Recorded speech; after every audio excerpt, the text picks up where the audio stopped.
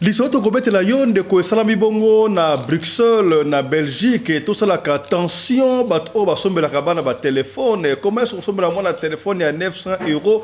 Basom papa sombeli mwana téléphone ya 900 € nzoka téléphone wana bakoko na bango bakokolo bakoti na kati ya téléphone po baya ko buma mama na ndako ga pali combien somo boy lisoto ko betela yo salami bongo na Bruxelles mama o apesi solo o asali bongo métis ye azali na 44 ans mama wana kanga bandoki na Belgique est-ce que boyebi yango lisoto ko betela o lelo na République démocratique du Congo to kene bongo na Bukavu précisément na Sud Kivu et pas wapi 1700 machines à voter et incendiées. Au moment où on ça, tout ça à quelques mois c'est même élection, la machine wana eziki. Bon, c'est rappelé sous et ça m'a bongo na 2018 sera bongo na Kisasa. Qui est derrière tout ça bandeko? Yango to kozongi na émission ya delo. Donc les bongo na mboka France pas wa boyebi que France zali moko ba mboka ba décider ba voter loi moko ba tout ça attention loi wana soki ça attention te et que ça la trouble pour le monde entier bobimba loi ngo za nini ba lobi désormais il y a pas de frontières entre l'espèce humaine na espèce animale c'est-à-dire que ba kozo embryon ya mutu ba sankisa ngona ya nyama oyo somo ka boyende nini hein ba pesi priorité to ba pesi autorisation ya ko boma mwana ya 9 mois et ils ont osé franchir le pas en allant faire voter une loi qu'on appelle la loi bioéthique, dont le contenu est le suivant, avec les conséquences. Désormais, la frontière entre l'espèce humaine et l'espèce animale est abolie, n'existe plus. C'est-à-dire que désormais, on va mélanger les embryons souches des animaux avec vos embryons souches. C'est-à-dire pour vous dire, c'est-à-dire le foetus, pour t'embryon souche, on va mélanger.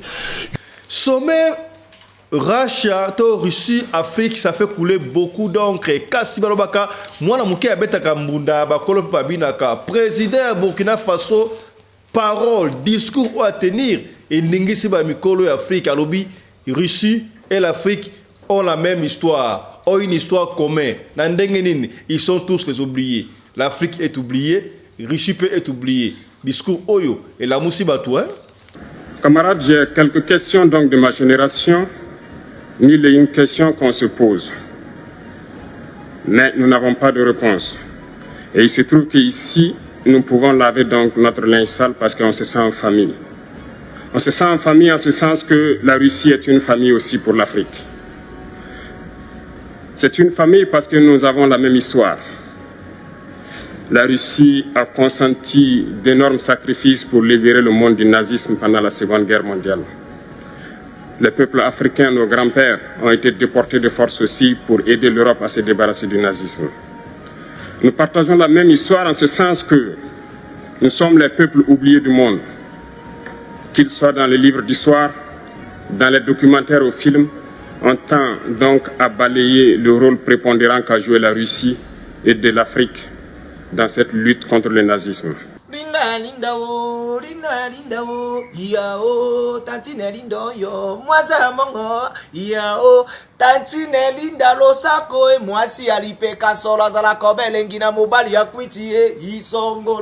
Bana Djobour, Bana Dirban, Bana Captain, Bana Paris, Bana Bruxelles, Angola, qui ça monde entier, Afrique Mobimba. Babito s'abonner massivement na Lokole TV.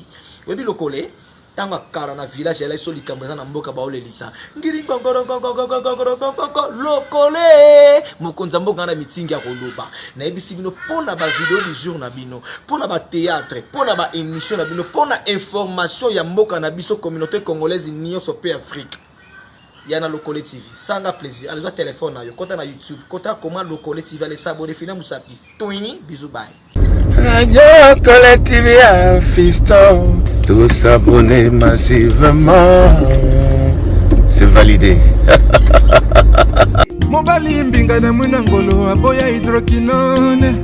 Soki ezotambola ba chéri bazokoya mayanga. Na retrouver douce tendresse affection epana yo. Nasalelo nini pondi make na kupendaka sana. Shita kwacha pelende wenjo. Pour l'habillement des classes de vos enfants, pour l'élégance de vos enfants, désormais, visitez le magasin Little People Shop chez Mama Charlotte Caputo. Little People Shop chez Mama Charlotte Caputo, l'habillement officiel de vos enfants. Awa et pas Mama Charlotte. Moi namboka bon monake ba namboka congolaise tala biloko ya kosala et pas bapaya. Acheli biso bilamba banda de 0 à 3 mois yango yo. Soto yawa de 6 à 9 mois.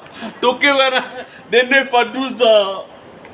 Toza na nyonso bana mibali na bana basi. Soto yawa omoni oya bana basi ndenge mwana zo putsana. Toza lokola wato yene 8 ans ti komata yango yawa.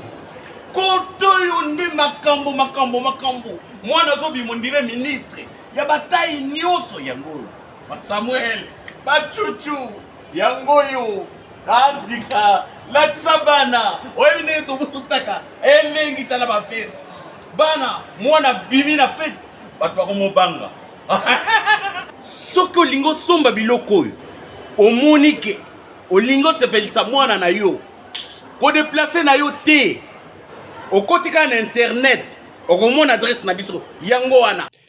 Little People Shop chez Mama Charlotte Caputo.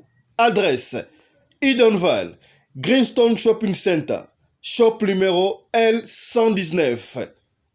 Téléphone 011 52 46 366. À Jamestown, nous sommes sur Meyer Street 183. Jamestown Town, Johannesburg, shop numéro 5. Téléphone 082 324 85 22. Place nyonso zali benga biso kotaka ligne benga biso teotikobila batina ndako. Little People Shop tozana bilamba ya bana ya qualité olingi osomba kota na website na biso retrouver biso na Facebook toza online pe soko osoma partout na Afrique to délivrer bino na ba Korea na biso préférence ya malamu ya original. Donc, c'est la livraison à domicile. Little People Shop met à votre disposition l'achat en ligne. Allez sur Tekelote, tapez Little People Shop. Choisissez l'article de votre choix. Il vous sera délivré jusque chez vous à la maison. Mais aussi, allez sur Zando, tapez Little People Shop. Choisissez l'article de votre choix. On va vous le délivrer jusque chez vous à la maison. Visitez notre Facebook page, Little People Shop. Little People Shop, ya biso moko. Little People Shop, ya bana mboka. Mibina nyoka na teya nanye. Teya miibi tika nyoka. Teya Mambo eza ya koko na bilote. Teya miibi tika nyoka. Teya bande de voleurs.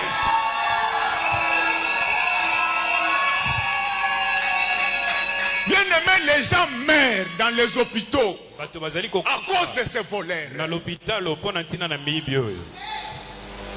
Alléluia. Amen, amen. Les fonctionnaires famille sont impayés à cause des voleurs.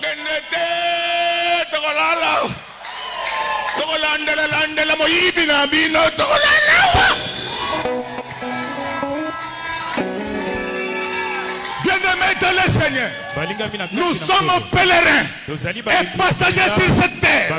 La seule personne que nous devons craindre, c'est l'Éternel des armées. Seigneur, on consomme été.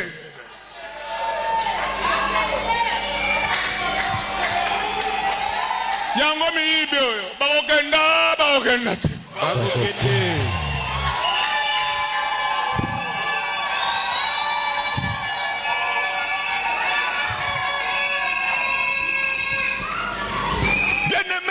Bien-aimés, nous sommes tous pèlerins Les passagers sur ça.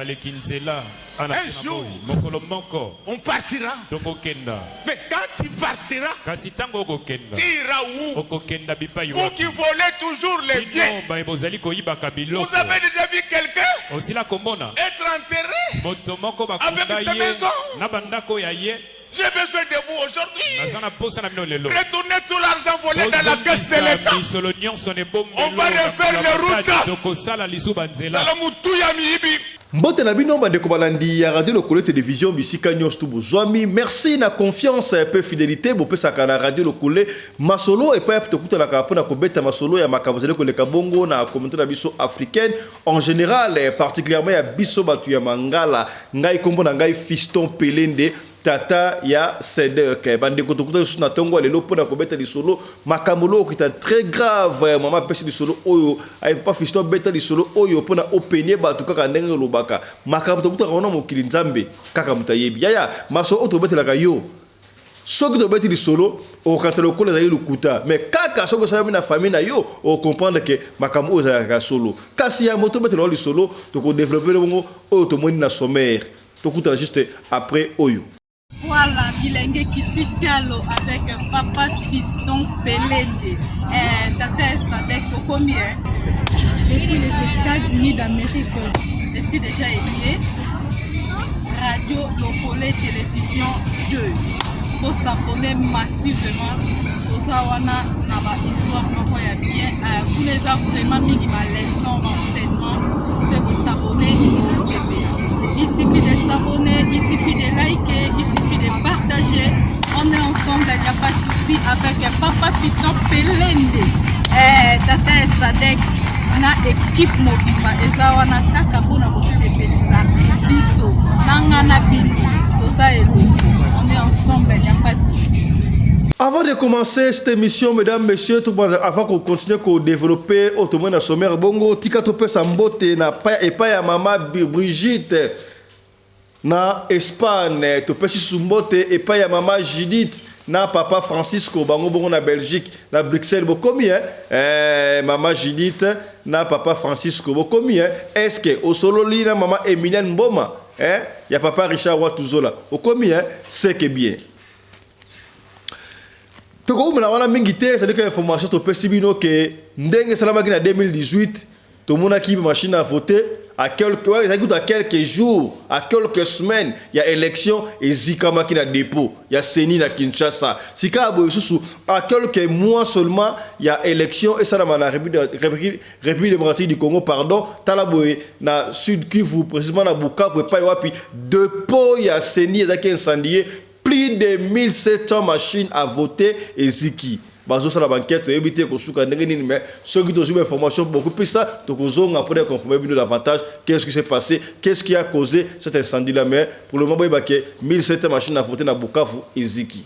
Est-ce que au Sosoli, est-ce que au Komi c'est que bien. Donc en Mboka France et pas wapi là-bas qui on est bandeli va voter loi Oyo ezali très infernale loi Oyo. Et si l'équipe paraît déjà dans le Parlement, dans le Sénat, va adopter, n'a évité la bonne application, va découvrir la France au téléma, va le loi Oyo et qu'on n'y s'appelle Mokili. Pour bon la France, à sa limite va décider. Hier mon conduit à France pour voir qui la bête est là. Hier sur la bête on débrouille. Loi on est l'obéni. Donc il n'y a plus de frontières entre l'espèce humaine et l'espèce animale.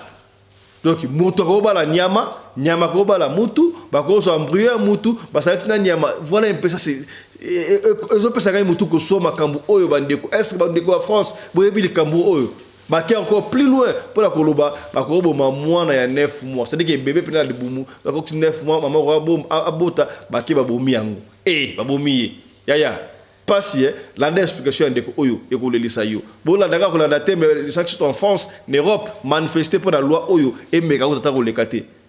Est-ce commis, Landa? Je voudrais saluer tous les téléspectateurs de DBS Matinal qui sont désormais blanchis et qui sont répartis dans tout le monde entier. Je suis en gros, vous voyez ce matin, j'ai un visage grave parce que on a déclaré la guerre à l'humanité. Et l'humanité doit se lever pour faire la guerre à ceux qui lui ont déclaré la guerre. Et pour ça, tous les moyens sont désormais permis. On vient de voter une loi en France. Du moins, c'est en cours. La loi bioéthique. Et les gens semblent ne même pas être au courant. Les intellectuels, les hommes de Dieu, les pasteurs, la société civile, tout le monde s'éteint et ne mesure pas la gravité. Mon cher Geoffrey Ngos, la loi qui vient d'être votée en France, ou bien qui s'est ratifiée par le Sénat, qui a envoyé une deuxième lecture, c'est le crime des crimes contre l'humanité. C'est-à-dire, depuis que le monde est monde, il n'y a jamais eu ça sur cette terre. C'est-à-dire que désormais, c'est-à-dire, M. Macron, ce voyou, ce criminel, M. Macron, avec sa majorité de délégués mentaux, ils ont osé franchir le pas en allant faire voter une loi qu'on appelle la loi bioéthique, dont le contenu est le suivant, avec les conséquences. Désormais, la frontière entre l'espèce humaine et l'espèce animale est abolie, n'existe plus. C'est-à-dire que désormais, on va mélanger les embryons souches des animaux avec vos embryons souches. C'est-à-dire, c'est-à-dire le foetus, votre embryon souche. On va mélanger. Je ne sais pas ce qu'il veut produire avec ça. Je ne sais pas ce qu'il veut produire. Mais, derrière ça en plus, on peut tuer un enfant qui a 9 mois dans le ventre d'une femme.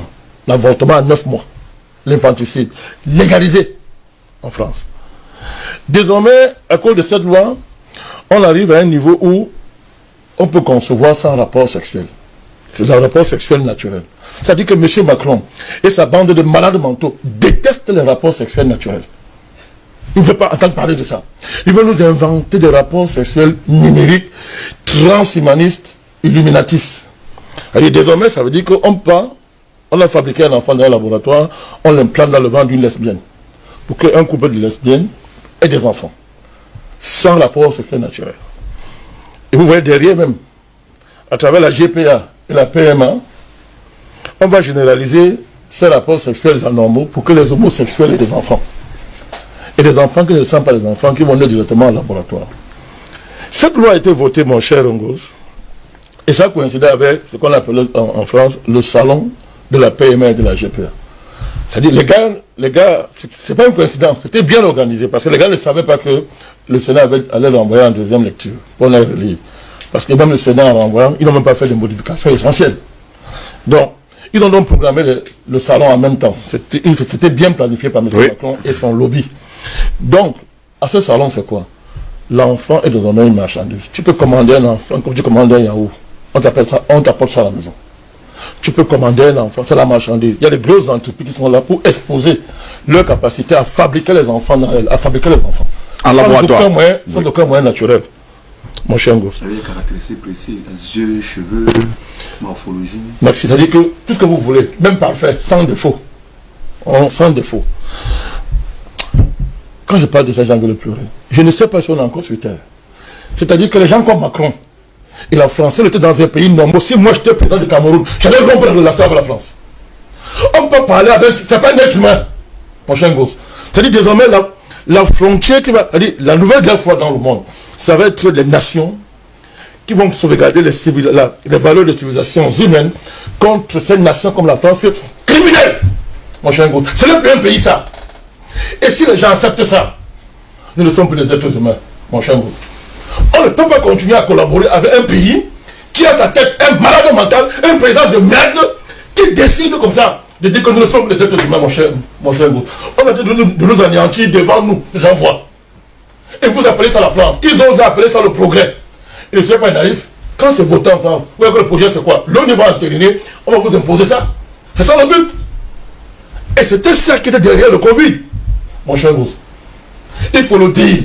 Nous ne sommes plus en face des êtres humains. Alors moi j'attends dans les ONG. Qui ont passé le temps à brailler sur le droit de l'homme. C'est maintenant qu'on va voir qui un jour a défendu la société les droits de l'homme. Mais c'est quoi le droit de l'homme si c'est pas le droit à la vie? Mais c'est quelle affaire ça? C'est quelle affaire ça, mon cher Ngos? Mais c'est une déclaration de guerre à toute l'humanité. Tout le monde doit se lever dans tous les pays du monde pour arrêter ça très vite. Je dis, tous les peuples. Tous les peuples. Vous comprenez pourquoi M. Macron hait les Africains qui accouchent nos mamans? C'est un salopard qui connaît parce qu'on appelle la vie. Il va venir se mettre ici pour dire que non, les femmes africaines accouchent tout. Il n'a même pas d'enfants. Il ne peut même pas avoir. C'est pas un être humain. Il ne peut même pas en avoir, ce monsieur. Et les gens regardent. Les présidents africains, il faut comme ils ne le voient pas. La société civile, l'église, vous l'église catholique. C'est maintenant qu'on va savoir si le peuple là, ça soutient à quelque chose. Où sont les imams? Allah, il est où? Où est Allah? Il est où? Ils disent quoi? Pour qu'un petit salopard comme ça, un vaurien comme Macron, s'amuse comme ça avec la vie humaine. Mon cher gosse. C'est quand même terrible. Je conclue en disant. Oui. Si vraiment mon Dieu est vivant, et je sais qu'il est vivant, si l'humanité a un père qu'on appelle Dieu, qu'il se lève et détruise ce pays, qu'il arrête la terre, et j'assume ce que je dis. Sommet à Russie, dans Afrique, ça fait couler beaucoup d'encre. Tu as vu que sommet France-Afrique, ils ont presque moribond déjà. Et aussi, les pays africains, Fungoli, Missou, à partir de Mali, à partir de Burkina Faso, à partir de pays belé, va comprendre que babane ko maté bango. D'ailleurs, vous avez vu que BRICS, entre Afrique du Sud, Brésil, Inde, Russie, bon, c'est la monnaie moko boy oyo combattre dollar na ebiti na microze ko ya pour la décembre oyo et ko zala ndenge nini makameko changer. L'Afrique va se réveiller.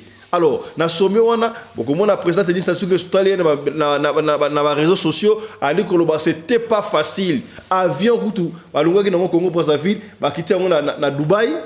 Alors, ils étaient obligés à changer l'avion sur petit porteur pendant 4 heures de vol. Ils étaient en Russie. Nous avons décidé, les Occidentaux, ils ont décidé sommet Russie à Afrique. Dieu merci, hélas, à part quelques 3 pays seulement, mais sommet les salami. Kasi na sommet wana, bandeko africain, réveillons-nous. Na ba ki on débat de moi na muka beta kambunda, ba kolope ba binaka. Tala degré discours, il y a président il y a Burkina Faso. Moi, le président Burkina Faso, dans ce moment, on dit à ça descendant, il y a président, il y a Burkina Faso, comment il y a Soudan? Il y a président, il y a Burkina Faso, on a pas quoi tenir, je crois que c'est une idéologie. Comment il y a Soudan? On dit quoi? Comment la Soudan? C'est président Burkina Faso. C'est Burkina Faso, non? Pourquoi nous devons acheter les habits par Mindele? Tout ça, banzete na biso ba koto to ko transporter ba tissu na biso moko to na takelamba ya biso moko yango ba boma c'est beaucoup mi comprendre chuna zo kimanga ekoya avant la souke mission tala na beki mwana mukia beta kambunda ba kolo ba binaka et pas ba denisa sunge so bazalaki ba konzi ba doyen bazalaki mwana wana azui parole a sepeli singai na kolinga yepe soko landi ko sepela Russie na Afrique ont une histoire commune. Histoire Moko Sangana. Pour la nous sommes tous les oubliés. On a oublié l'Afrique, on a oublié la Russie. Combien la Russie au bande connaît Sarabino Bogoye Bayango plus tard. Nous sommes pour la Poutine. Alors que Jésus Ali Mutumwindu, Nzamba Zalaka Mutumwindu a dévoilé qui va secret Marie Mère de Jésus Mutumwindu. Yango ba ola ba combat oyo. Bola na tema kaboba il crée dans sto kombe za yango wana. Donc Russie à sa côté Afrique. Est-ce que Okomi est-ce que commis ba détail monsieur to songa ngo plus tard to expliquer ba kamwana plus tard ba détail monsieur là nous discours il y a président burkinabé un brave fils digne fils d'Afrique yango wana au commis hein c'est que bien voilà je profite pour saluer aussi Julius Malema au Afrique du Sud ba o panafricain ba zo bunda pona libération Afrique bango wana so aussi on a perdu des gens comme Mouzé, on a perdu Kadhafi, on a même perdu des gens comme Robert Mugabe. Robert Mugabe. Talachiko, Julius Malema, Bimi, président Burkina Faso, Bimi, il est général, il est qui? Il est capitaine. Mais suivez quand même le discours, il n'est pas aussi pélissayo. Landa.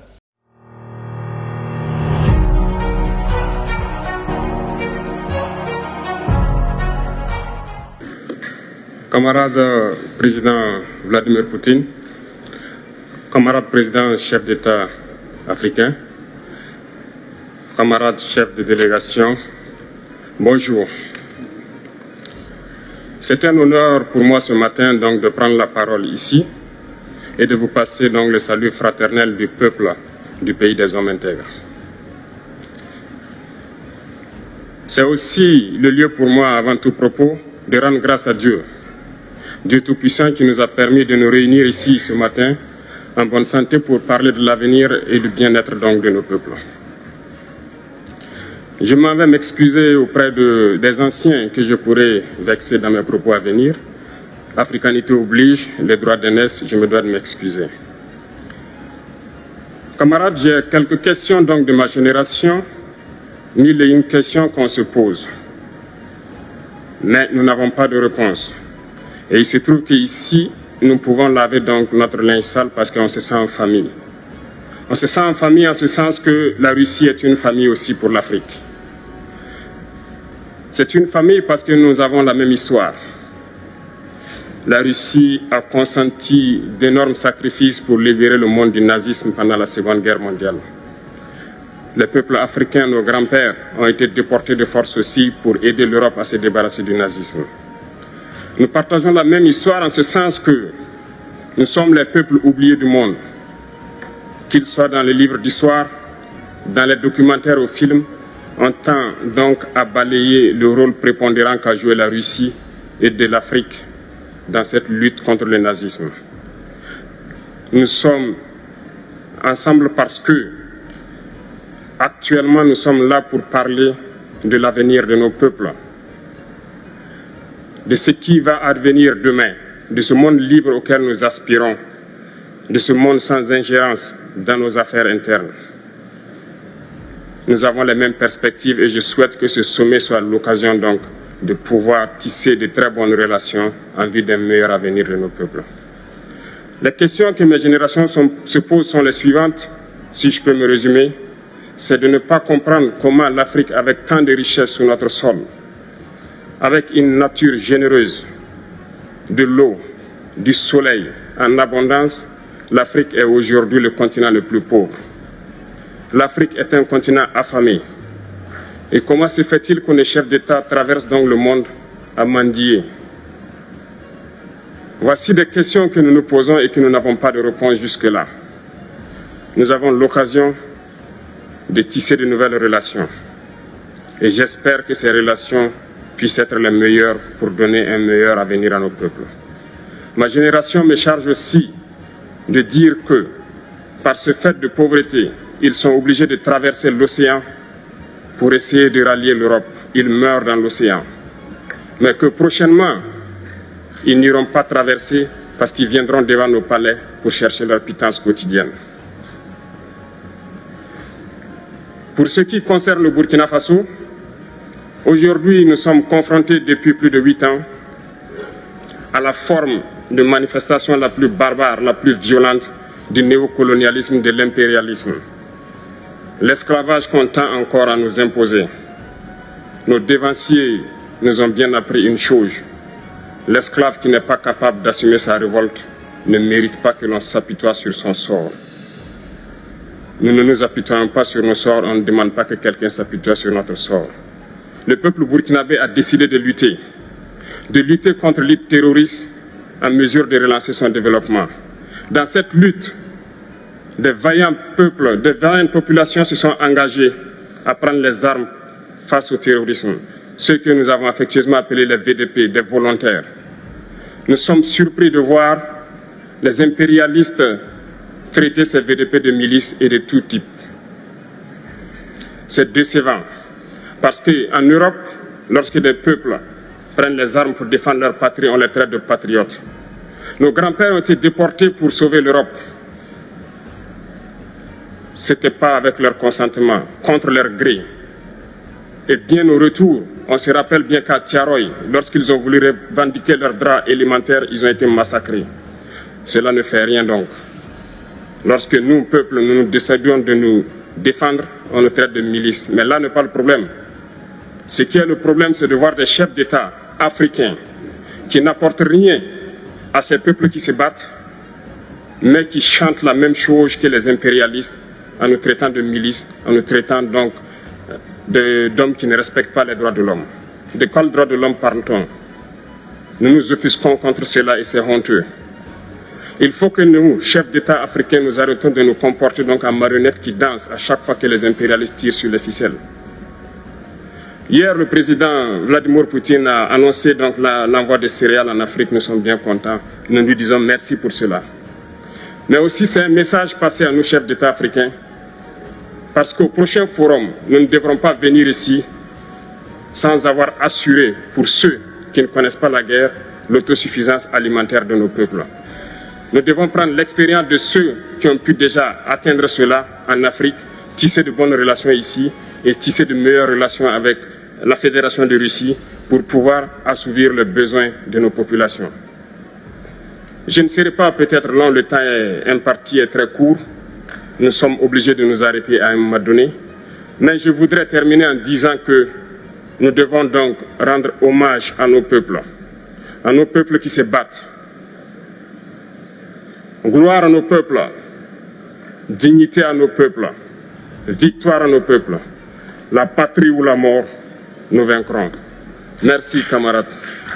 Ya to komete na osika bo lisolo la sengi na bino papa mama fanda na banda boyo ka lisolo oyo ba kambu ya famille ba kam to komona kana ba famille ndeko oyo pesi lisolo papa Fiston ngana bota bana 4 na sali métis na fanda kana na Belgique na Bruxelles na fanda ka bongo na jet 1090 bokomi est-ce que bokomi na sa métis Belgique mbébi nga na kangaka bandoki papa Fiston omoni 95% ya ba congolais baza na Belgique baza bandoki mama yo bongo na ba Congo na Belgique est-ce que c'est vrai papa Fiston loba ndenge na liwana nga na botama le 12 avril 1979 naza na 44 ans ngai o naza métis bayibi ngai na kanga bandoki belé beta liso na ngai pona ina bota 4 bana na 4 papa eza banvoutement bano linga bazwanga me bakokate nali mwana mvuluzu kimbangu neso banvoutement ngai na kombataka tous les 4 papa ya bana ngai papa Fiston baza bacho na mama yo bongo nanga beta lisolo mama beta lisolo papa Fiston beta lisolo kaka ne ezali papa mama tozo beta lisolo oyo kaka ndenge mama oyo apesi biso lisolo soki omonike yo posa kata lisolo oyo okoya ko contredire benga na limemia yaka yaya tokotanga kombo ya mutu moko awate mais so tokobetela landa to pesi yo ba référence papa Fiston kotanga kombo na ngai te mais pesa référence ba koyeba ke sa ngai nazali métis nazala 44 ans na fanda ka bongo na jet 1090 est-ce que bokomi nazala bana 4 bana nga baza pembe ngambo naza mbeti papa Fiston mère na biso ndoki moi na ngali boso ya mwasi ya 28 ans na bengana ye akimanga ko to bengana ete ndoki ba papa ba na ngana surtout ba ndoki koko na biso mama ya bota mama na biso ndoki na mama yo bongo na ba ndoki lisolo ngo za inini papa Fiston bref siko na tikala ngai moko na ndaku na fanda ka ngai moko na ndaku na boya makambo wana soko moni ngai be vrai chéri talaka metiola ya 44 donc ma foot maina ma clé ça na boya makambo wana papa ndoki ba dekto na Belgique awa bana bela est-ce que bino bongo na mama oyo alobi ya soto ya lokuta est-ce que komi émission oyo to ka pona ko salir batuté to ka pona ko bebisa réputation ya batuté mais to pona ko peiner bino ka makambo ele ka communauté na biso je profite de l'occasion na tanga ina ba commentaire ndeko moka komino ba commentaire kuna papa Fiston yo beta aka ba solo ba ndoki sali boye revenant est-ce que yo osana ba sixième souste ndeko sala ngai ndeko awa na radio lokole to beta ka ba solo oyo bino moko pesa ka biso soki omoni ke ba solo oto beti awa yaya ezo intéressé ote alors luka esika oyo ko intéressé yo ndeko na yedi soko sali papa to ali mama ata yo moko to beta ka masolo nyoso d'ailleurs avant to banda lisolo ndeko mona to pesa ka bonne information masolo to beta ka to fatara ngote ta sika be mama oya Belgique ya métier abetis lisolo to beta te mama tchana se soki oza na commentaire ya kosala te na se komaka bonjour papa Fiston to radio lokole la chaîne de votre référence au komika ndengo wala c'est tout au commentaire yaya to tchaka ba j'aime awa et puis to finga kate bande comme ça ko ba commentaire na se ko finga yete to finga kate awa ezali famille to bengi yango radio lokole bobi de ko laxinine donc on va mettre lokole de boko bo te dire ma bo c'est-à-dire que il faut s'engager ma boko pour na obeta lokole nous sommes ensemble awa c'est la famille le seul programme la seule émission oyo papa na mama na bana bavanda ka bayo kolanda suku basimba quelque chose te papa Richard Watizola ya mama Emilienne na kosi okomi c'est que bien to finga raté na ba commentaire bandeko et si on fingi sko esan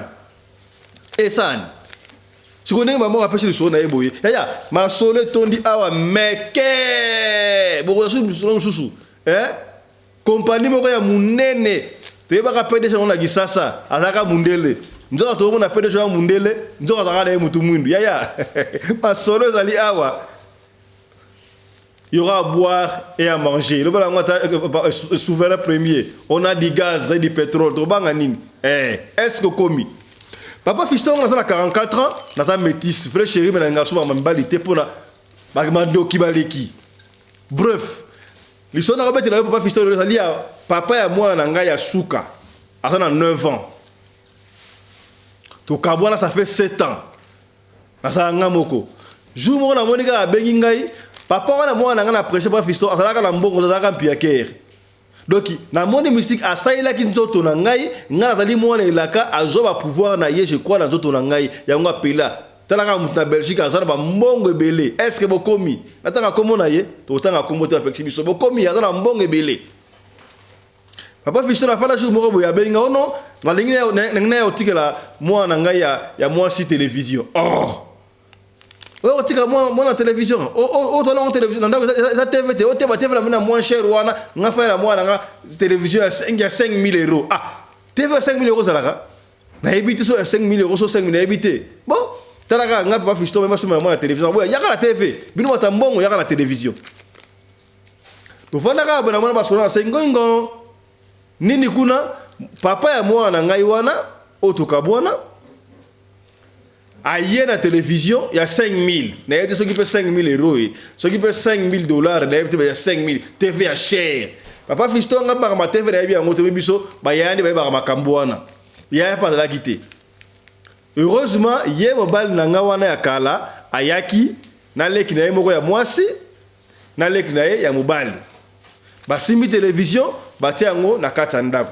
Pendant que la télévision Katandaku, bakoti tu vas me c'est mec tu vas solo on dit qu'on retourne bango ah bino vraiment bana to kabana yana bino ba ko tala ngaité tout ça ka famille moi na bana ka ko tala moi na noté ya moi ça habité tantine en tout cas to yaka leki ya mobile na ngawana ya botama na Belgique akoma kisasa na noté akoma na Afrique té asana ba 30 ans sikoyo na akoma kisasa té oh non tantine tu as raison c'est la famille qu'on se trouve ko solo ah basolo li ah sikoyo leki ya mobali na ye otoba mobali na ye ça que papa ya moi na ya suka donc to mettre le solo ya papa ya moi na ya suka ya 9 ans wana ay leki ya mbala ya suka lobi oh mama parce que leki ya moi si wana c'est beaucoup mit oh ya moi si ayebi siko tantine mama baba siko basolo oh tantine ah yo bano kena tuka ya ko bana biterenga na kutu mwasi oya zoki ya mikolo mwasi nga kutaka Angleterre mwasi nga botaki mwana mwasi nga na église balobio azaka ndoki na mwana ye pas azaka ndoki ya solo tangu mwana wale ya mwasi lobi ndengo wana bango so bayo kiti mbala moko Papa Fiston mobile na nga ya kala papa mwana nga wana abi yo ba mbolo bango wana d'ailleurs yo pe kutu mutu oliaka mamati balo yo mutu oliaka mama kufa po mama na bango kufa yo mutu oliaka mama Papa Fiston na ye juste mama ni bolo baona donc mona moi so zandoki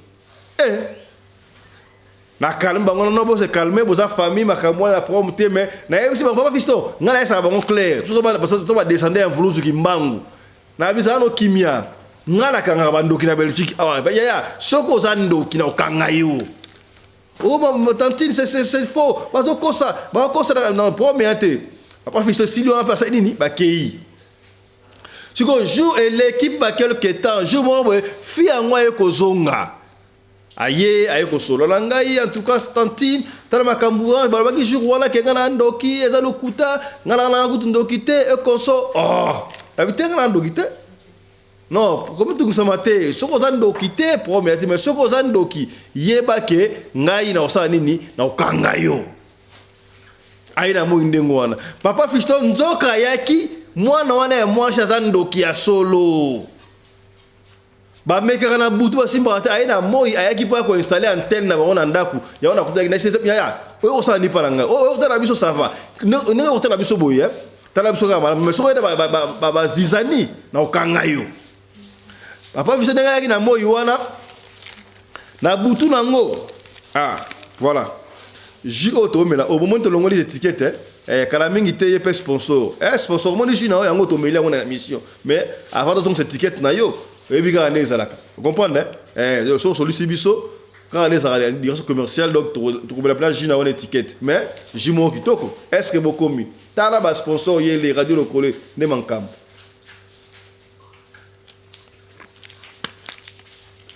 oyo sponsor na biso bon mon étiquette na ye soki tosololi ocomprendre c'est que bien mame Emilienne yo bongo nanga solola voilà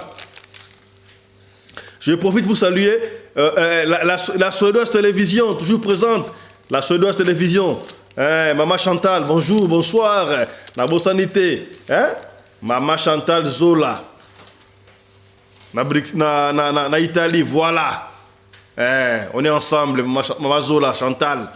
On est ensemble. Italie n'est ma cambo, la première dame d'Italie. C'est que bien. Papa Fiston Takana Kiwana, na butu nango na lali, na zoko lota, yele ki ya mobile nangawana azoko ya, na lion moko ya munene koleka na mulai. Azoko ya akotna lion na ndaku na ngai ta akotna lion na ndaku na ngala la muki na beta bangwe ko sakala tatalo bio ezande bota na suki na sutuki siko ezalaki ba iner moko boye ya na saka bino boye salaka tout 23h55 au bandi prière na yo 0h ebete la kayo na prière ba to ba bandaka 0h ti 3h na sona mutu moi c'est que singa Jack Bower puissance na bunde sokomi hay ba Fiston na la 3h na la 3h pour erwana ba tuana ba sisi masono bango ba di ko so ba vieux ba ozonga wa na lali ngala la kata ça peut boule zalaka na bango bena boye macho kwa macho bala iner na bango ti 3h basana ba konga kana tawana de iner à 3h ba sidisi est-ce que komi Lise Amanda na Pointe Noire commis petit c'est proprié par là la raté Moutama Solo Lise Amanda voilà papa Fiston na monende wana ngana salisa raté na surtout ki bo ine na benga mbala moko leke mbala na ngawa na bengi ya mi téléphone na yo o saka na ngai na esa ki osoko sa ndoki na okanga yo keba yo na utoko mona oso na ngana lion ya munene o sanini bo kasi boko kanga keba kana yo keba ka soki yo lia mama na bino ngoko ngate na famille na hote ngoko lia ngate yo lia mama na bino solo ko ngaite ke baka na yo bua akati téléphone ba fisa mama a bloquer ngai na bi voilà na juillet eleki nango papa Fiston anniversaire ya mwana na ngai ya moi ona bote na mbali o to bota le solo wana ya suka papa na ngono nazana mbonge bele na yo sa mwana ngai il faut to kende na restaurant et consort to lia to mela pour mes ate kutu yana banga kutaboyaki mama na okete o to kende ka bite ngana okende te yana banga boya okende bon ya mo kandimaki na light pe mwana na beta pe teni ba Fiston pe na pe ba teni est-ce que komi teni de teni kaka mama o to ba teni la ta pe Michael Josh ko teni ni ota ota griffe nini tala griffe ya sika mwana Michael Josh griffe ya mwana mboko beti pe tala ka ba teni o comprendre Michael Josh c'est que bien voilà sponsor officiel na biso papa Fiston papa na bango atindi mutuka et pe biso mutuka ya de luxe pene su biso yango na mbalo mbongo azwango wapi kaka na chance o ngato ndenge nini ba su biso pe to na restaurant moko de luxe ya bien ba brésilien na Bruxelles wana to kota sikoyo côté na bango leki na mbale yaki leki ya mwasi wana kimi ya ete pour na ode de ko monte ba kamna sina moni déjà kimi ya ete ya mbale ya ye ya mbali na nga wana pe aye donc ba yaki ma 3 mois kuna kotoka ngai na mwana na yana bangwa to lié to mérite to sepeli ya ko sakata yo ka siko Fiston papa Fiston papa Fiston téléphone oyo ezalaka makambu bazo betanga ba masasa aparte téléphone ngana tuni oso ba ngone na bi papa Fiston to fandi boy ngana yebi ngona oso ka lokola ba otubu batunga loka ba otubu batunga njoka ba betanga 40 balles à partir du téléphone. Et pas là, il paye avec un bal dans un mobile. Il est tcho. Pas fiston. Famille n'a pas tout batcho. Donc, à ce moment-là, il y a ça assemblé le col au téléphoné. Ndok na oso ba bala on sa dans jia ngona midi peka. Na papa fiston, ngana bela ba cancer. Ya ba sein. Na bela ba cancer à clitoris. Na pola partout le col à moi si mais na bika ngamoko. Wana za lisolo mususu. Est-ce que komi? Maman ta ka ba de la ka lisolo sexy ngande mo kana papa ne alobi. Hay pas fiston. Est-ce que lisolo oyo yo ko beta kona mama yo loba o za 48 mémoire. Evandiao.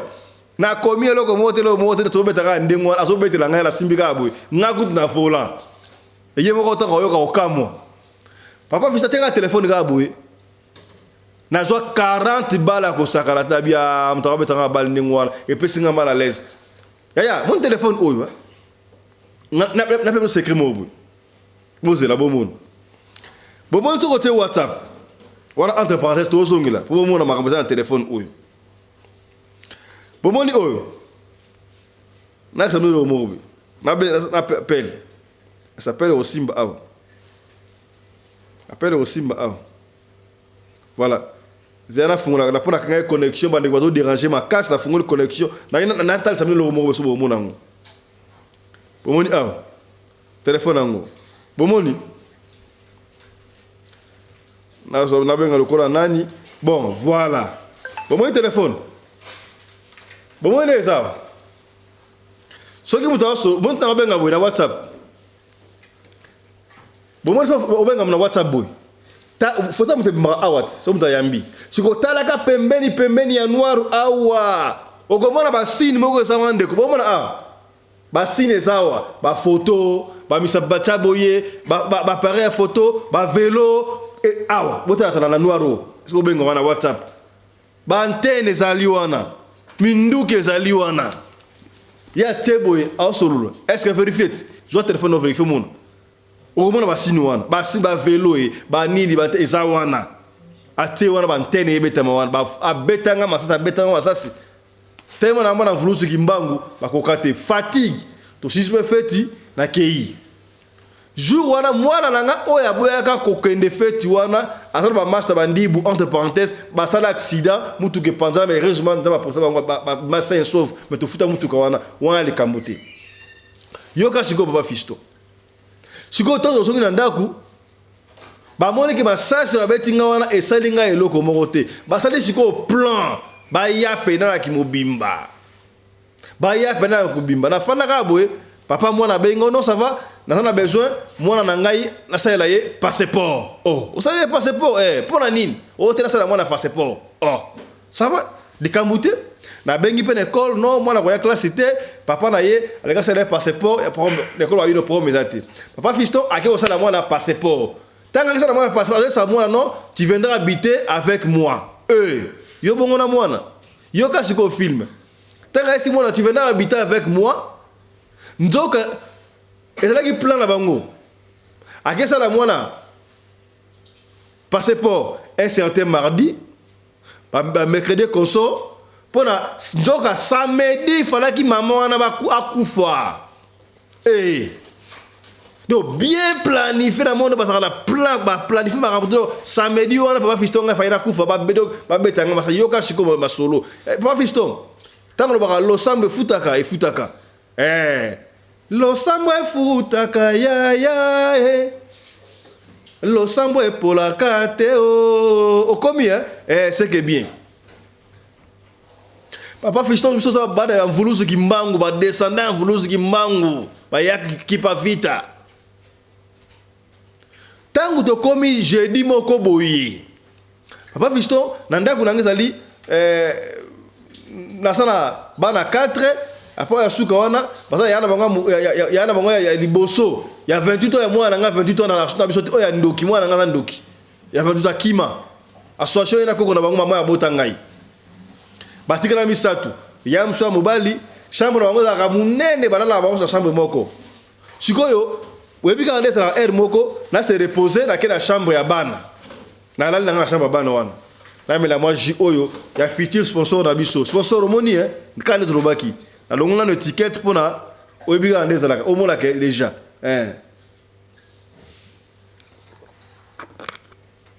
Jimo kitoko mais comme on boye baka so ba sololi. Na Belgique ezali, na France ezali, na Afrique du Sud ezali, na Angola ezali, tina Congo. Est-ce komi oye ba kombo nango. Papa Fiston alali na chambre ya bana sikoyo. Yoka siko ba ventir. Na lingi na préciser loko moko boye ndeni kolobaki, boye bitangu bagé osala passeport tanga ko tika mwana et puis quelques jours après a bengino na ngina sombe na mwana nga téléphone poto sololaka. Yaya. Papa wana ko sombe la mwana téléphone ya 900 €. Eh yo sombe la mwana téléphone ya 900 € pour na nini? Moi za mwana mke mwana 9 ans. Dukira eloko oyo c'est fils que communication na WhatsApp sololaka. Ote mwana nga fa 900 €. Oh. Papa Fiston a une iPhone combien? iPhone, comment il y a ouais? Voilà. Bon, iPhone, iPhone, so comment bon, iPhone, il y a 900, il y a 900 €. Moi, on me 9 ans de mois. Ya, keba kana bakabato somura babala téléphone à cher. Nzoka, baba neko luka moyen ba yana ndenge normal de simbate, yoka siko aventure. Eh. Mukule makambo. Tango aye apesi téléphone wana donc na boye kuta akuta ndako. Na boye akuta ndako. A insisté ka te akota. Zena le téléphone ça te ngafuna kota. Papa Fiston ayo pesa mwana téléphone akota ndako, ta akota ndako. Mbala moko akena toilette. Yaya, toilette za makambo robani doza eza aéroport bandoki te. Mbala moko ina toilette. Tosala attention. Au moins mupaya moko ina ndako na yo, ya komiono na se soulager mbala moko daneni. Y'a cette toilette zate. Bon, bakana sous exception sans rater, musu alika assez soulagé, pour ça pisser jouer makasi, nzongo weekend nzongo inena ye, bosungi akei. Mais mingi misala attention. Mudu moni aye pa na bino, to mona kala ye ono, ngana ke la toilette de na toilette nangani. Agesa nini. Donc akeku na kiko renforcer to kiko communication. Keba toilette de psychiatre mystique. Yoka pression sur Papa Fiston. Avant kutu téléphone wane ya nanda kuna ngai ba PC bazalaki osaka ba fourmi ba otamona partout ndaku na ngana ba fourmi chaque jour Papa Fiston na ba fourmi chaque jour ba PC yaya pour encore aller plus loin soki ndaku na ozana ba kintse quoi ba fourmi ba PC bazalaka ba soda ba toi to bete Barcelona awa ke ba ndaku na yo ba PC bomoni ba PC bomoni ba nzinzi ebelo ba bloka ba insecte mike on ba saka basoda na bango pour aller encore plus grave bomoni tu na gisano na ndaku nao donne moi un peu gisano la peine au moins na gisano la on a peine gisano la o apena suki o ba gisano la o comment na gisano la eza ba pena suki boy tala gisano la so ko gisano la ndenge zali wana gisano la bon va to suka ata oyo bomona gisano la oyo to oyo za kamla wana okomona awa batumba ngoboye onde ba nguruta ngu soko mona ngonde ngwana keba mabe yokota ndako na yo mpia ke dokota est-ce que bokomi to pene bino kaka c'est que bien papa Fiston ba pesa ndako na ngai ba nzinzi ba fourmi et ça bazaki de bele na ba bango chaque jour si ko tango ba lona ko pesa moi na téléphone akena na toilette abimi aye appel téléphone banda téléphone wana ko tanda ko ba se multiplier ba PC ba fourmi ya ko sakarate na ndako Papa Fiston ndena baki nzoka baluka ngana moyi bande ko zwate yoka siko bakambu téléphone wana ko na ndako na ngai ndeko wana nzoka na kata téléphone wana batu balaki na kati antoa makambo ya mukile balani bakote na kata ndako wana na kata téléphone bakoti baluki moya bakota ndako na ngai kwa nini na moyi nani yoka batu bakote na téléphone wana mama na nga bota ngai akota kata téléphone wana koko na biso doki mama ya mama na biso ayaki na kata téléphone wana mama na nga na gisa asa na gisa s'il vous plaît mama aboti na gisasa ayaki téléphone wana mama aboti ye koko na sasa na téléphone wana na kati mwana na ngai liboso o azaka na Belgique ye pe akuta na téléphone wana leki na ngai ya mobali asa na Brazzaville ye mpe naka telefone wana leki na ngai ya mwasi na kati ya telefone wana leki ya mobali na ngai wana ya mwasi oyo ndoki aboyemana bango na kati ya telefone ya mobali mpe wana betenga masasi 40 bal na kati ya telefone wana donc bakota kati ya telefone ntango bapesi mwa ya telefone wana bazwi moyen bakota na ndako mokili oyo eza makambo yaya maso tobetaka oyo ezopesa ngai mutu koswa bandeko bosambelaka mingi mpo na radio lokole oyo ngai nayebaki te bakoti sikoyo ntango nakei na chambre bana nalali na mwa seste wana papa Fiston namoni sikoyo bango babimi bango nyonso tu wana mama na biso koko na biso do mama na biso na mama na ye na mwana ngai ya 28 ans oyo azalaka na Belgique akima ye moko mwana ngai nabota ye moko aza pembe ngai aza métis ya makasi ya première génération nabotela mutu mwana apasaka pembe na 28 ans ndoki koko na ye ndoki leki ya mobali na ngai ya mwasi wana ndoki ye doki mama na biso koko na biso leki na naosa insiste mama na biso na Kisasa leki na ngai ya mobali azalaka na Brazzaville me namoni ye wana abimeli ngai leki na ngai ya mwasi abimeli ngai leki ya mobali na ngai wana oyo bomai mama na bango aza wana leki na ya mobali abetenge babali aza wana doki mobali na ngai ye moko papa ya mwana wana aza wana yana babimeli ngai bazalaki 9 nazomona bango na ndoto sikoyo tasi oyo nasalaka mwana nga ti mwana na ngai ya mwasi wana ti mwana ye ta babimeli ngai sikoyo boye mobali wa papa mwana azwi tasi oyo mwana amelaka ti wana abambi ngai ntango abambi ngai tasi wa papa Fiston losama efutaka ya solo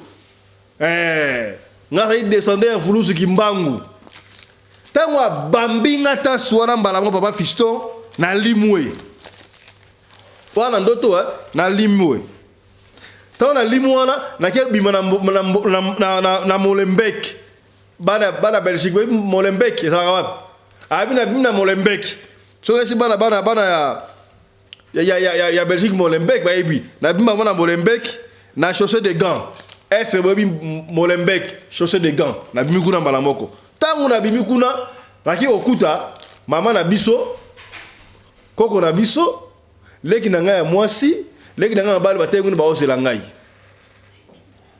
ngai bamonisi ngaki wana vulisiki mbangu do tele bato bakotaki ya parti ya telefone bakoko balobi na bavulisiki moni telefone wana bakotaki ndako na parti telefone kende kozongisa telefone wana kuna na beti bango na sutuki boye na pongi na bivoila parce que bakomba oyo tobundaka esengaka ogana wana boso na butu so gagner on a monde visible na kimutu bobutu eloko pamba est-ce que okomi yaya on a à chaque fois kola la kateyo sans pour autant osambela papa joa mama na bana 20h bokoti prière bana balali bo que des classes lobby yobino ba parents à partir de 23h55 bo bana prière bokoti dans wata ti 0 ata 10 bolali na so bolala so on va petit 3h binokaka est-ce que okomi o to loba kité to lobi papa Fiston na longi ba ndengo wala mbala bako na tongo pona telesakate na benga ye papa mwana nga wana boni oza wapi yako za telefone na yo donc bino telefone oyo yaki nango oyo eza telefone bandoki yo sa yike mama na biso na ndekuna bako na kati pobe ko bomangai mawa wala zaki vendredi la boutique ya vendredi ba longité yango wana esaki mwana ke tu viendras habiter chez moi asalaki passeport makamno surtout pa yeba ke samedi wana bakoboma ngai papa Fiston soki taso baba ngai wana soki so ngai kaka bu ne départ mais vurusu kimbangu nzambo yo sambelaka animaki yango te na bengi na tongo mamako yako za telefone na yo no boye yako za telefone wana dene ya lewa na fungwele ba dossier belé na portable plainte ba mbila belé c'est yo no alia soki na moni yo susu awa mbila okanga yo dene so za telefone na yo musika na se ba otikela wana na yebi achina mnena so tuwa na link telefone to yako za telefone ba Fiston ayeko za telefone na ye na tindi ya mukola ki a pese telefone ya keitala likolo ya telefone bainga baleka ngai papa Fiston beta lisolo oyo po pede ba nzambe o pede bango tout ça là ensemble divorce ça c'est divorce si okei ngana kei liba ezali kwa la coopération de bo sali cop so simbi c'est bon et simbi te oya kei siko likamu nini likambo nini tala mpona lelo tosuki mpona lisolo wana mais la série continue yaya epene yo kaka leso nini otire na lisolo oyo avant kolala bondelaka papa bana bokabwanaka oui azoya kotala mwana talaka sikoyo azopesa mwana eloko nini tiaka bana na prière tiaka bana na prière alakisi bino commerce basine ezalaka na telefone wana po nyonso oyo eza contrôlé par bango est ce que bokomi voilà. Merci na réalisateur ya émission Oyo Chris Larise Pelende, merci na Winnie Larise Pelende assistante, merci na Claudine Larise Pelende qui a été du côté de la lumière. Je vois là Miguel Larise Pelende qui nous a aidé du côté de la perche, mais aussi Joseph Larise Pelende l'éclairage na Bonsanité coordinatrice la chaîne Oyo Mamarina Umbi Larise Pelende coordinatrice na biso. Tous s'abonner yaya, tous s'abonner à Radio Lokole Télévision. Chaîne kaka moko Oyo et l'on la biso ba stress. O to fanda ka bena boye, papa, maman na ba otala sans pour autant ba insanité ezala. Tout ça vena en famille, to fanda ka en famille. Merci na yo Michael Josh, sponsor na biso. Ya makasi, merci pe na sponsor Oyo azali koya, ya Ju Oyo bomoni, to dévoiler très prochainement.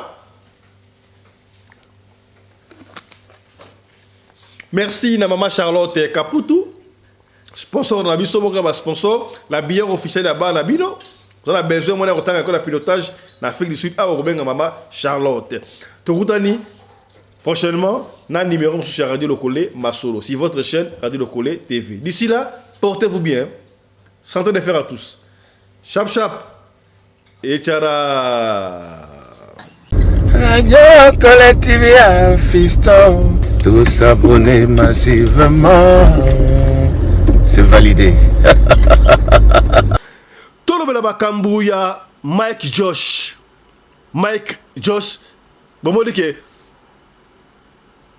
compagnie, brand, marque déposée, il y a Sika, il y a Mwana Mboka.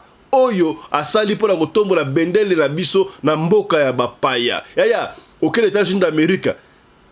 Okukuta pena doki esika ba classe pena doki ba brand ba marque déposé okuti songolo okuti pakala okuti nani be Mike Josh pe ezali wana na yiko lo baboye bande ko bele ba ali ko benga bozo ko benga biso ma pesa biso numéro Mike Josh derrière numéro so le kayangwa bo numéro Mike Josh yangwa ta to lo ba numéro ezali wana bon ko benga oui c'est vrai c'est important ko benga pour ba détail mais ezala ngo simple bandeko site yango wana yo kotigara na site.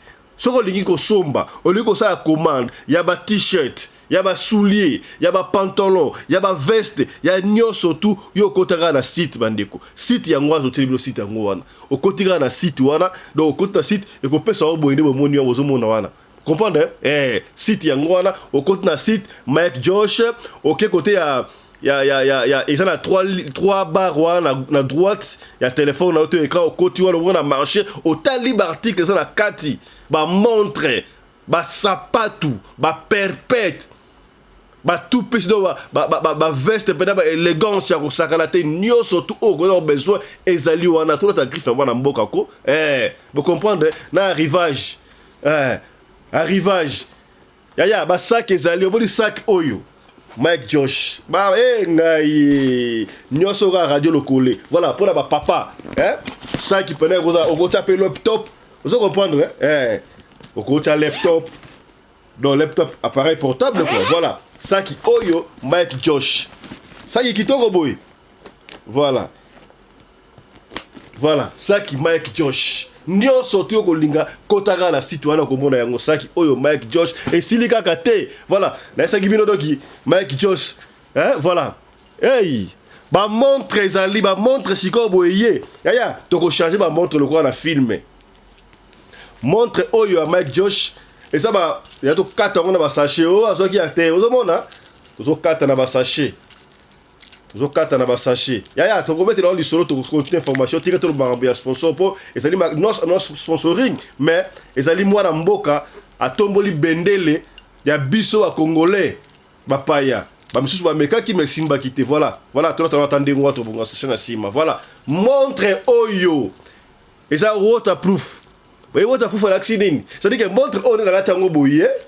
Na ko so ko na piscine.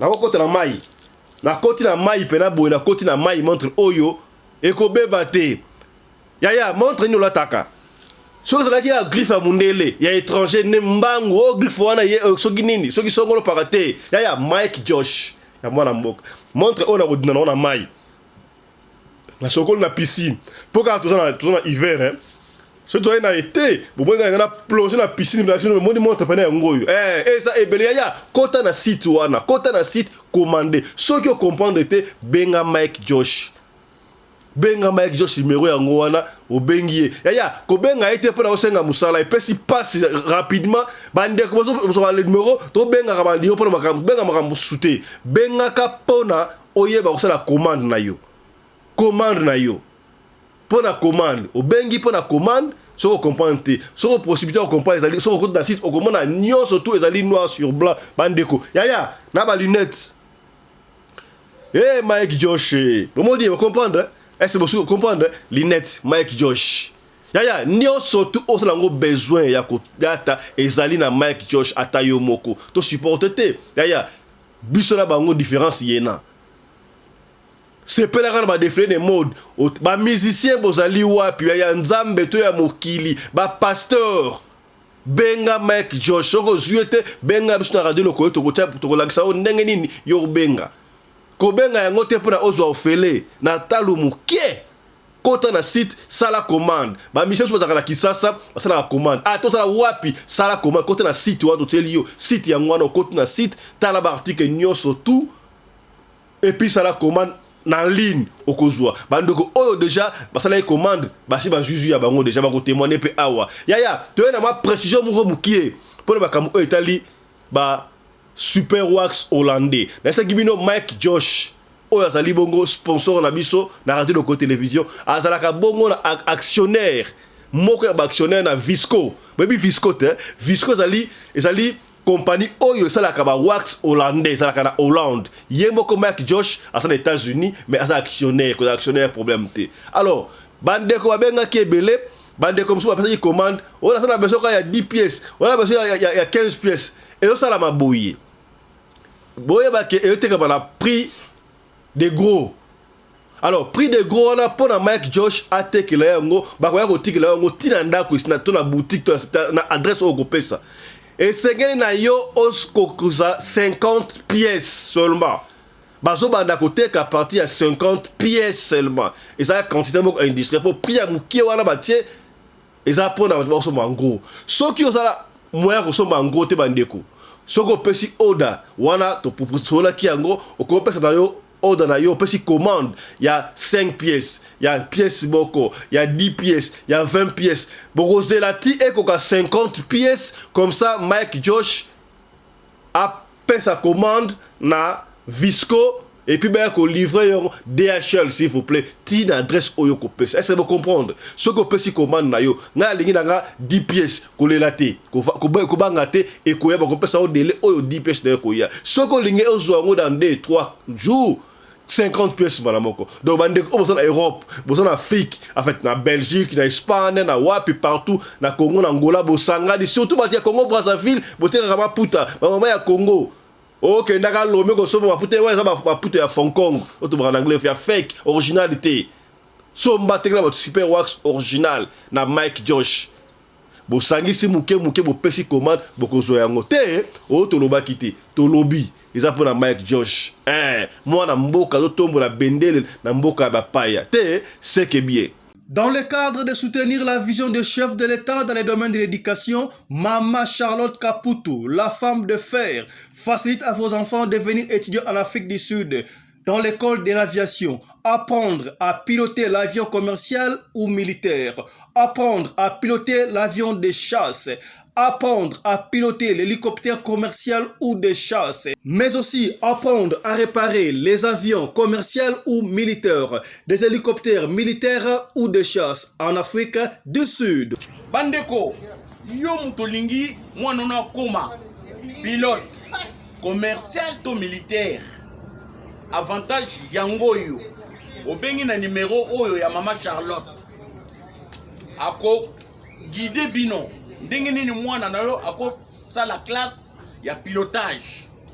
Alors, avantage nyonso hébergement minerval olingi mwana na yo ayeba kobongisa bamoteur ya baavion benga mama Charlotte na Afrique du Sud. Madame Charlotte Kaputu et ses collaborateurs mettent un hangar plein d'avions à la disposition de vos enfants qui viendront apprendre ici en Afrique du Sud. Voler à l'espace sud-africain, devenir un grand pilote commercial ou militaire. Contactez Madame Charlotte Kaputu. Devenir pilote d'un avion commercial ou de chasse n'exige pas un diplôme d'État. Un certificat d'études primaires suffit pour apprendre à piloter l'avion commercial ou militaire. Les appartements confort pour accueillir vos enfants lors de leur séjour ici en Afrique du Sud. Piscine, salle de bain, salle à manger, cuisine, lavabo, tout pour accueillir vos enfants. I stayed here from 1 year ago. Oh, people coming from Congo, you're very welcome to come here in South Africa. It's a Mama Charlotte space, very beautiful accommodation. They take very good care of us. Bino batu boyebi anglais te, alobi boye. Grâce à Mama Charlotte, lelo yo ba Tanzanien bazoye kola avion, bazami balé, mwasi na mobali. Et bon bino na Congo. Bozo zela nini? Pour tout contact, appelez-nous au plus 27 82 32 45 522 ou encore contactez Radio Locale Télévision au plus 27 61 88 58 455. Papa, maman, mwana noya koyekola kopusa avion militaire pe commercial, hélicoptère militaire pe commercial, kaka na certificat d'études primaires. Et bongo yozanga, hâtez-vous car les places sont limitées. Mama Charlotte Kaputu, la femme de fer, Tokumisa Yondenge Nini. Merci pour l'opportunité, maman.